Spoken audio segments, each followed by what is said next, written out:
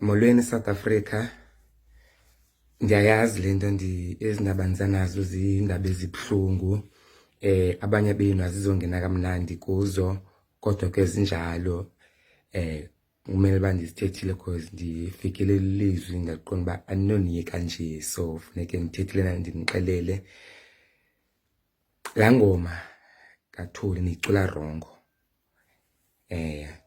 uThuli akabizwa yiPikoko, ubizwa iPikoko ngoba uThuli umhle. That's why ibizwa iPikoko.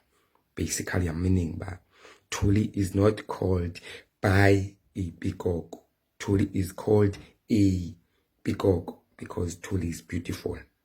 Umzekelo, uma ngihamba nawe Thuli ubizwa iPikoko. That's right.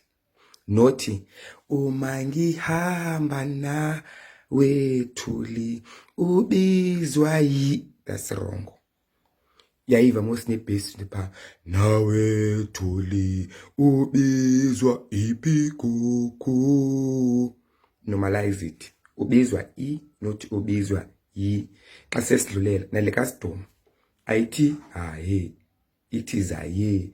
Kongo mame zaye, not haye. Nimxolapho haye.